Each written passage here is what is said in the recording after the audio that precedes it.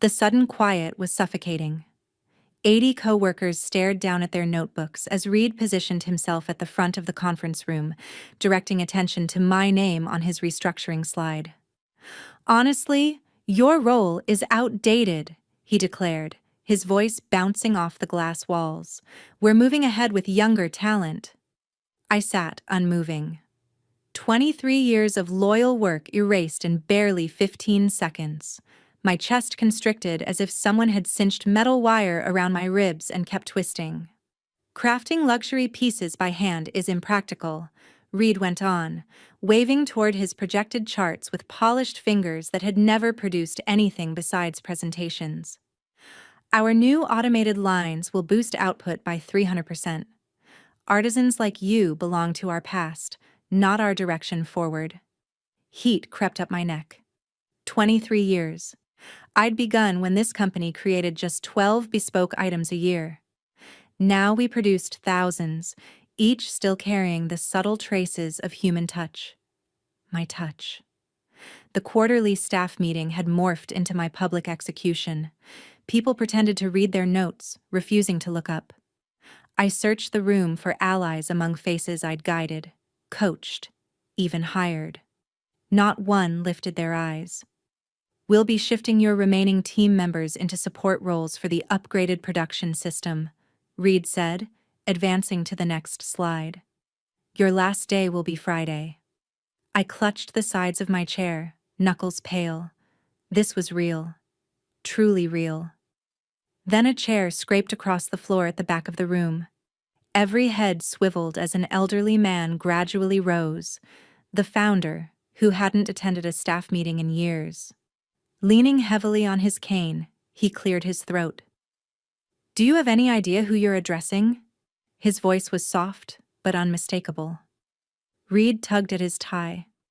"Sir, with all due respect, I understand the nostalgia, but 3 decades ago," the founder cut in, "when I lost everything to a warehouse fire, this woman worked without wages for 8 months. She slept on my workshop floor. When buyers deserted us, her artistry brought them back. I remembered those bleak months, the fear, the doubt." "But that was then," Reed objected. "Markets change." The founder shuffled forward. "Last month, when the Sultan demanded 30 custom pieces in 2 weeks, who finished that impossible request?" Reed hesitated. "That was unusual circumstance." "And when the First Lady's accessory ripped minutes before a state event, who repaired it so flawlessly no one detected it?" "Wait. That's not what happened." That was the version that played in my imagination as Reed kept talking, detailing how my entire division would be dissolved, how the heritage methods would survive only as marketing props. What actually happened was far more painful. No one stood up. No one stood up for me. The founder wasn't even present. And I sat there quietly, my face burning as 2 decades of mastery were wiped away in a 15-minute slideshow. I want to ask you something. Have you ever had that moment where everything you've built collapses right in front of you? When you're made to feel insignificant in front of the very people whose respect you earned? If any part of this story hits home, press that like button and subscribe to hear what unfolded next, because what I did rewrote everything. My name is Willa. I'm 53 years old, and up until that meeting I served as the head artisan at one of the most renowned luxury goods companies on the planet. Not that you'd guess it by looking at me. I don't wear designer outfits or drive anything flashy. What I possess are hands that can recognize materials by feel alone, eyes trained to detect flaws invisible to most, and patience carved out over 23 years of perfecting my art. I began as an apprentice back when everything was created manually, when each piece demanded weeks, not hours, when clients waited months for items meant to outlive generations. Reed had arrived 6 months earlier, armed with degrees and data models. He had never crafted a single thing with his own hands. At 36, he was ambitious, dangerously so, and he had the full attention of our CEO, Preston. After the meeting, I walked back to my workshop alone. My team avoided my gaze, terrified they'd be next on his list. The restructuring would begin the following Monday. My new title would be Heritage Consultant, a hollow label with half my salary and none of my former influence. I sat at my workbench, fingers drifting over the tools I had relied on for decades. Each worn handle had shaped countless works of art, each held stories in its wooden grain. "I need the keys to the archive," a voice cut in. Elisa, Reed's assistant, stood in my doorway. Early 20s, sharp, and entirely devoted to the new direction. "The archive stays locked for a reason," I replied without lifting my head. "Those are prototype designs spanning 80 years. Reed wants everything digitized by next week," she said, hand extended toward me. "The archive, your templates, all of it." "Those patterns were crafted by hand," I said. "Many don't even have written guides. They need skilled interpretation." "We'll figure it out," she replied with the certainty of someone who's never failed at anything of real consequence. "The keys, please." I handed them to her, watching as she walked off, already tapping away on her phone. That night, sleep wouldn't come. I kept seeing Reed's expression as he said obsolete, as if I were a malfunctioning device. Not a human being who had given her life to this company, not someone who had skipped family events to meet impossible deadlines, not the mentor who had trained dozens of artisans now working for our competitors.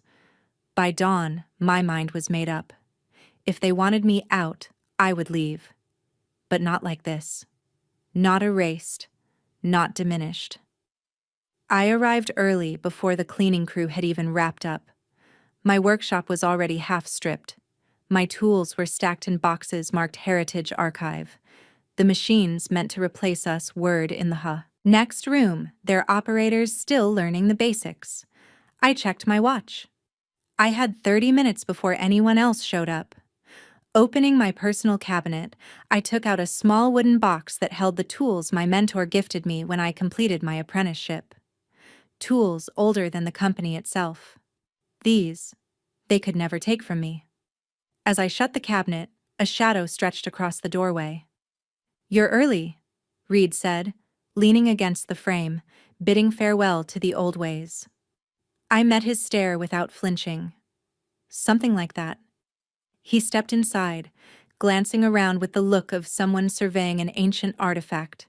Mild curiosity layered with the quiet certainty that nothing here mattered in a modern world. "I hope you realize none of this is personal," he said. "It's just progression. Clients don't value handcrafted precision anymore. They want the label, the prestige. And we can give that quicker and cheaper." I slipped my box of tools into my bag. "Is that Preston's belief as well?" For a moment, something shifted in Reed's expression. "Preston trusts my expertise. My strategies revitalized 3 other heritage companies." "And how are those companies faring now?" I asked. "Still flourishing?" His smile tightened at the edges. "Transformation demands sacrifice. Sometimes the old must clear the path for the new." As he turned to leave, he hesitated. "By the way, your team will now answer to Elisa starting today. I've shifted your final week to administrative leave. HR will reach out regarding the exit procedures." I remained alone in my half-empty workshop, the room I had inhabited for more than 2 decades. Through the window, I watched Reed stride toward the executive wing, already chasing his next victory. What he failed to realize, what none of them realized, was that I had absolutely no intention of fading away quietly, because while Reed labeled me obsolete, he overlooked something vital about people with my background. We know where every weak spot lies. 3 days into my administrative leave, I sat at my kitchen table surrounded by newspaper cutouts, old company bulletins, and notes I'd kept over 23 years. My hands worked steadily, arranging information while my mind mapped out possibilities. My phone buzzed with yet another message from my former team. "They're destroying everything," Gina wrote. My protege for 7 years. The machine shredded a limited edition hide yesterday. $500,000 gone. I placed the phone face down without replying. Gina had stayed silent during my public humiliation. So had all of them. The doorbell chimed. Through the peephole, I saw Eleanor, the company's HR director, standing on my porch with a leather portfolio, the same one I'd handcrafted for executive gifts 5 years earlier. "Willa," she said as I opened the door, "I brought your severance documents." Her eyes slid away as she stepped inside. Eleanor had been with the company nearly as long as I had. We used to share lunch every Wednesday. "Tea?" I offered, my voice deliberately steady. "I can't stay," she said, placing the portfolio on my counter. "Everything's outlined inside. The separation agreement needs your signature by Friday." I nodded but didn't touch the portfolio. "How are things going?" Eleanor hesitated, conflict flickering across her face. "Difficult. Reed's moving quickly. The board seems thrilled with the projected numbers and the supposed quality improvements. There's a learning curve," she added cautiously. "Preston believes it'll settle." "Preston hasn't stepped onto the workshop floor in years," I said. "Has he actually inspected the new products?" Eleanor twisted her bracelet nervously. "Look, I shouldn't say this, but there's an emergency meeting tomorrow. The Miyamoto order was finished using the new process, and they've rejected the entire shipment. It's a 7-figure loss." I kept my face calm, though inside a small flame sparked to life. The Miyamoto family had been clients for 3 generations. Their standards were uncompromising. "I'm sorry to hear that." Eleanor moved toward the door, then hesitated. "Reed is accusing your team. Claims they've been sabotaging the transition." The flame inside me grew hotter. "My team wouldn't need to sabotage anything. The machines can't replicate our work." "Maybe," Eleanor said quietly. "But Reed has convinced Preston this is simple resistance to progress. Anyone who speaks up gets branded as difficult." After she left, I opened the portfolio. The severance was laughably small. 6 weeks' pay for 23 years. The agreement included a non-disparagement clause and a restriction against joining competitors for 2 years. They wanted me muted and sidelined. That evening, the doorbell rang again. This time it was Xavier, the founder's son and the board's nominal chairman. At 65, he had his father's keen eyes but none of his vision. He'd been mostly absent from operations for years, devoting himself instead to his yachts and his third wife. "May I come in?" he asked, his voice carrying a faint quiver, whether from age or unease, I couldn't tell. I guided him to my living room, where he eased himself into an armchair with a soft grunt. "I'll be straightforward," Xavier began. "Things haven't been going well since you left." "It's been 3 days," I replied. 3 extremely costly days. He leaned forward. "The Miyamoto rejection is only the start. 2 other major clients are threatening to cancel standing contracts." I waited, offering no response. "Reed insists it's temporary," Xavier went on. "But I'm not convinced. My father always said you were the soul of our craftsmanship." "Your father has been gone for 12 years," I said calmly. "And during that time, you've slashed our quality control budget year after year while demanding higher output." Xavier recoiled slightly. "Business realities were handled without sacrificing our standards." "Until Reed," I interrupted. "Yes. Well?" Xavier cleared his throat. "That's why I'm here. We want you to return as a consultant to help steady this transition." I examined his face. Xavier had never once visited my workshop, had never learned a single artisan's name. Yet now he sat in my living room asking for assistance. "What does Reed think of this idea?" Xavier's hesitation said everything. "Reed doesn't know I'm here. He's certain his strategy is correct, and Preston backs him, but I have doubts. So, I'd be supporting the man who publicly humiliated me while holding no real authority." You'd be protecting your legacy, Xavier argued. And if things improve, who knows what might happen to Reed's position? I rose, signaling the end of the talk. I'll think about it. After Xavier left, I returned to my kitchen table and the documents spread across it. His visit confirmed what I already suspected. Reed's grand plan was already cracking, but returning as a powerless consultant wasn't my strategy. That night, a text arrived from an unknown number. The archive has been cleared out. All designs scanned, originals headed to storage. Thought you'd want to know. I smiled for the first time in days. The pieces were shifting.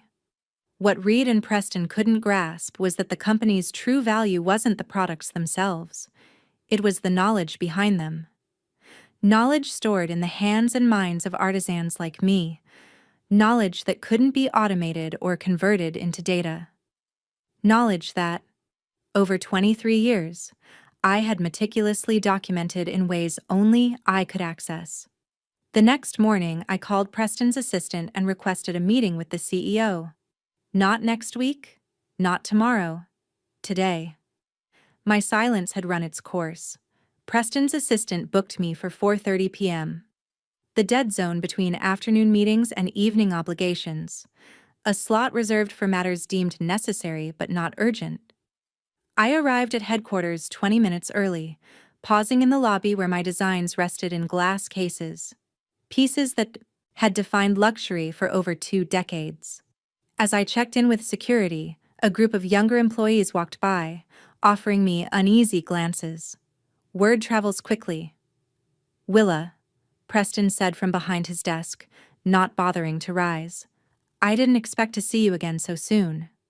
At 58, Preston had climbed from sales director to CEO over 15 years, riding on the company's success, the same success artisans like me had forged. He'd once been my ally, before quarterly targets became his obsession. I'm surprised Xavier didn't tell you about our discussion, I said as I sat. Preston's eyebrows lifted. Xavier met with you? Interesting? The Miyamoto rejection rattled him. A small setback. Preston dismissed with a flick of his hand. Reed already made adjustments to the workflow. I nodded. That's actually why I came. I've been considering ways to ease this transition. For 30 minutes, I laid out a compromise. Maintain a small team of master artisans for special commissions, while gradually integrating automation for standard product lines. Preston listened, occasionally jotting notes. Your plan has potential, he finally said. But it conflicts with Reed's blueprint for full modernization. Reed's blueprint is losing you clients, I replied. Miyamoto isn't an isolated incident. Preston's face tightened. Reed sat down across from me, exhaling sharply as if he'd been holding his breath all morning. I'll be frank, he began, sliding a crisp folder between us. The Larson situation has created unnecessary complications. The CEO is concerned about optics, clients questioning our transition, legacy buyers resisting modernization. His words were polished, but his fingers drummed against the table, betraying the panic beneath. To avoid further disruption, we're offering you a specialized contract, he continued. You'll handle legacy commissions only, limited scope, limited access, strict oversight. I opened the folder. 3 pages, clinical, impersonal, a lifetime of mastery reduced to bullet points. This is what you think I'm worth? I asked quietly. He straightened. It's more than fair. You remain connected to the brand, we maintain client loyalty, and you don't interfere with the new direction. The word interfere hung in the air like a slap. I closed the folder slowly, deliberately. Reed, I said, meeting his gaze. You brought in machines to replace hands like mine. But those machines can't save you from the mistakes you don't even know you're making. His expression flickered. Fear, then annoyance, then something dangerously close to desperation. Eleanor had mentioned the Larson Commission. Yes, Reed replied, leaning in slightly. It appears there was some confusion regarding Mr. Elson's expectations. Not confusion, I corrected calmly. A failure to grasp what genuine craftsmanship requires. Reed's smile stiffened. Regardless, Mr. Larson is a valuable client, which brings me to my proposal. The offer was precisely what Gina had warned me about, a constrained contract role for legacy clients who explicitly requested my work. The hourly pay was reasonable, but the restrictions were suffocating. I would be barred from the main workshop, cut off from my former team, and every design would become company property. You'd work from a private studio we're preparing, Reed explained, with full surveillance naturally, for quality assurance. Naturally, I echoed, and my responsibilities limited to these select commissions. Exactly, Reed confirmed. Over time, even these clients will shift to our updated systems, but for now, this arrangement benefits all parties. I studied his features, noting the strain around his eyes. This wasn't triumph, it was containment. And if I decline? Then we respect your choice, he replied smoothly. Though I should mention Mr. Larson was extremely firm, he's threatened to voice his displeasure to other long-standing clients. The message was unmistakable. Return under their conditions, or be blamed for losing prestige accounts. I'll need time to think, I said. Of course, Reed nodded. But we'll need your decision by tomorrow. Mr. Larson's anniversary deadline is approaching, and we've already promised delivery. As I headed for the door, Reed added, one more thing. During your consultation, confidentiality will be essential. No discussing our updated production methods with clients. You want me to pretend nothing has changed? We want you to stay focused on your specific tasks, he clarified. The broader company direction is no longer your concern. I nodded slowly. I understand perfectly. That evening, as dusk settled over my street, I sat on my porch watching lightning flash along the horizon. A storm was building. My phone filled with messages from former coworkers, each hinting at worsening conditions inside the company, escalating quality issues, increasing client complaints, Reed's temper unraveling. I ignored them all. Instead, I dialed a number I hadn't used in years. Willa, came a gravelly voice. Been a long time. Hello, Bernard, I said. I think it's time we had that discussion you've been waiting for. Bernard Laurent had tried to recruit me to his competing firm for more than a decade, each offer more tempting than the last. I'm listening, he said, unmistakable surprise coloring his tone. Not over the phone, I replied, and I have conditions. As we arranged to meet, thunder rolled closer. The storm was arriving sooner than anyone expected. Much like my plan. Our meeting took place at a small cafe 20 meters from the company headquarters. At 70, Bernard still possessed the sharp attention to detail that made him a respected figure in the luxury market. So, he said, after our greetings, you've finally chosen to join me? I lifted my cup. Not exactly. Bernard's thick eyebrows arched. Then why summon me? I'm launching my own atelier, I said, and I need your support. For nearly an hour, I laid out my vision, an intimate studio fully devoted to authentic craftsmanship, not assembly line production masquerading as luxury, but real artistry. Bernard listened, occasionally posing incisive questions about funding, logistics, and above all, clients. You'll require serious capital, he noted, and challenging your former employer won't be simple. I'm not trying to compete with them, I replied. I intend to outlast them. Bernard observed me for a long moment. You know something. It wasn't a question. I know many things, I said, including how Reed's modernization is driving away our most loyal clients. And you're prepared to wait for the collapse? I'm prepared to be ready when it arrives, I corrected. Bernard leaned back, drumming his fingers lightly on the table. What exactly are you asking of me? Workspace, suppliers, and your promise not to poach my clients once I secure them. Bold to assume you'll secure any, he challenged.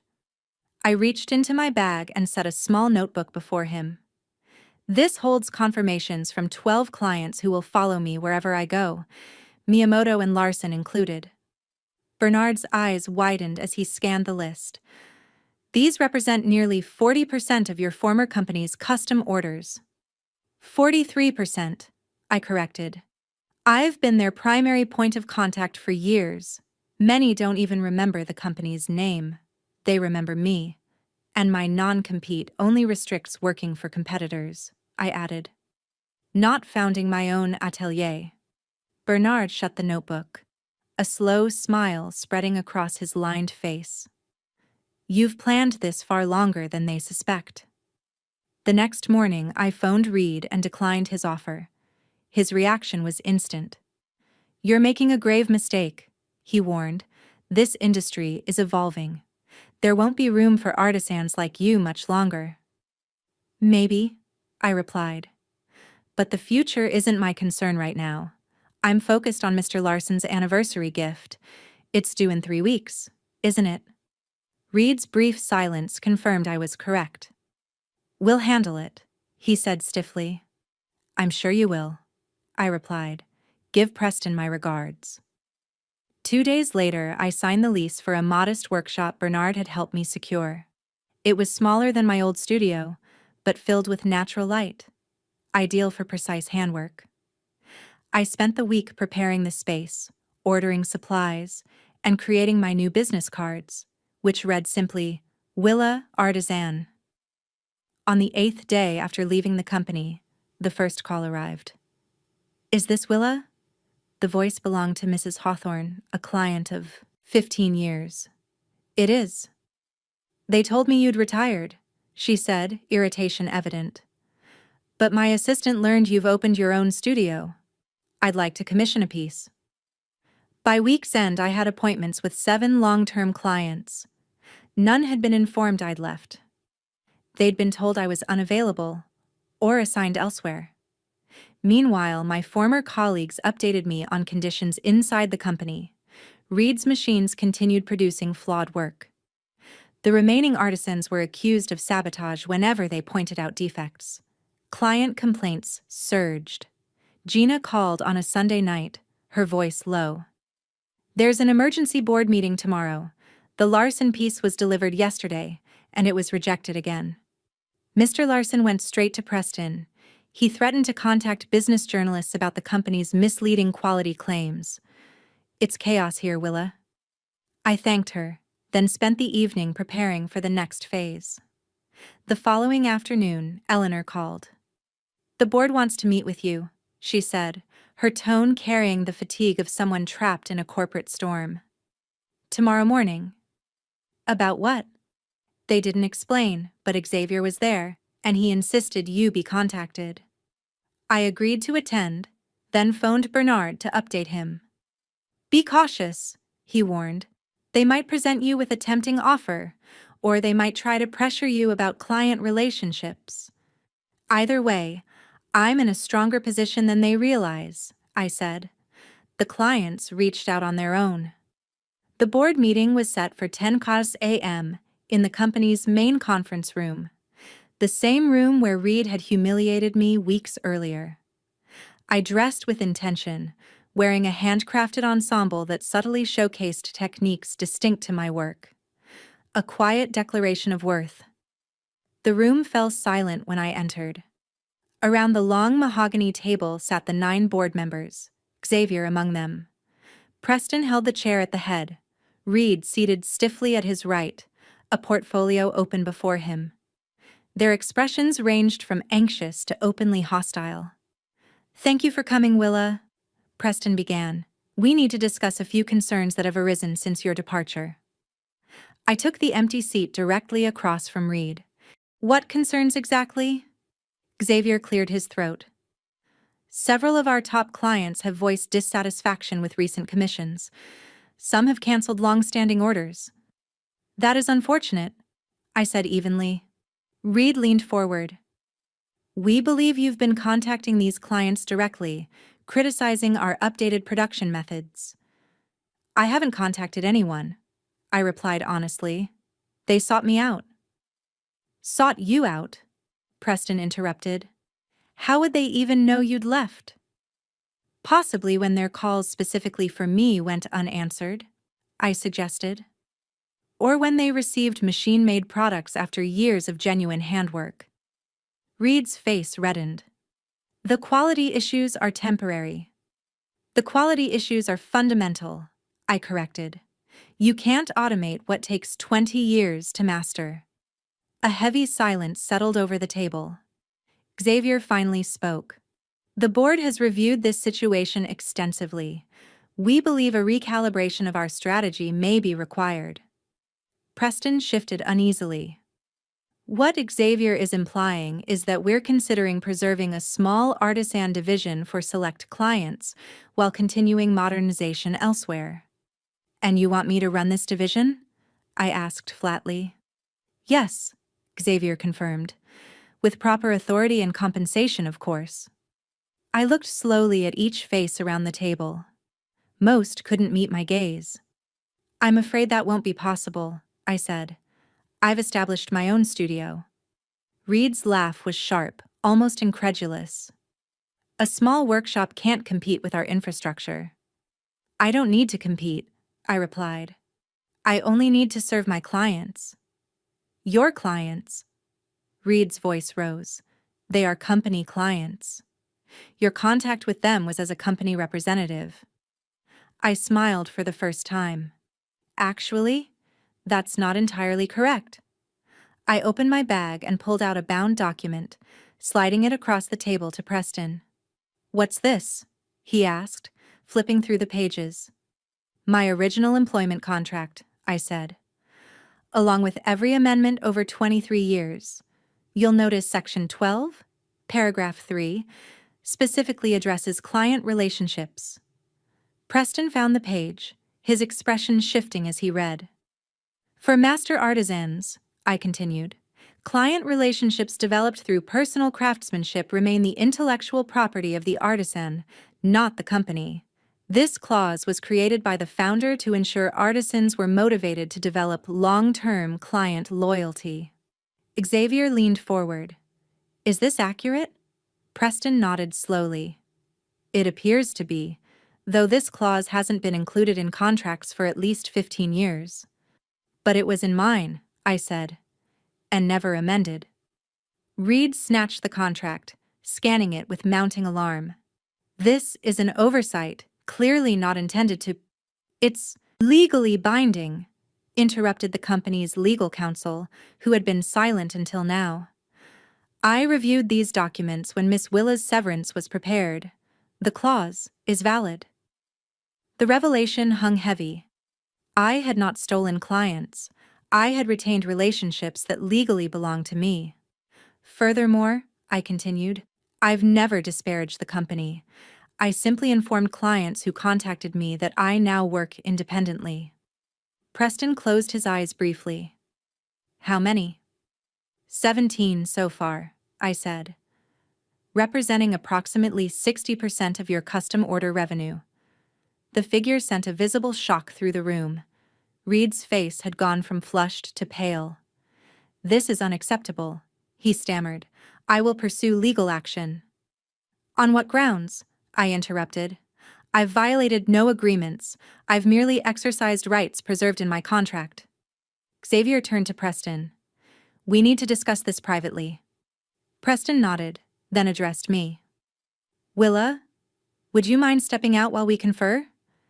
I gathered my belongings and walked to the door, then paused. There's something else you should know. All eyes turned to me. The techniques I developed over 23 years, the proprietary methods that made our products unique, those belong to me as well. Section 14, Paragraph 7. Techniques and methods developed by master artisans remain the intellectual property of said artisans unless specifically commissioned and documented by the company. Reed jumped to his feet. That's absurd. You developed those techniques while employed here. I did, I agreed, but the company never documented them as required by the contract. In fact, I added, Reed recently had all my handwritten notes digitized, and the originals placed in storage without proper documentation of ownership. The legal counsel closed his eyes, confirming my interpretation in silence. I opened the door. I'll wait outside. 40 minutes later, Xavier emerged. We'd like to continue this conversation, he said. Perhaps over lunch. The board had reached a decision. They would not pursue legal action against me, recognizing it would only damage their reputation with elite clients. Instead, they proposed a partnership. My new atelier would become an exclusive high-end division of the company, operating independently, but under their umbrella. Reed was notably absent from lunch. By dessert, I learned he had been placed on administrative leave pending review. The board has concerns about his approach, Xavier explained carefully, and about certain representations he made regarding client retention. I declined their partnership offer. I prefer true independence, I told them, but I'm open to a limited collaboration on specific projects.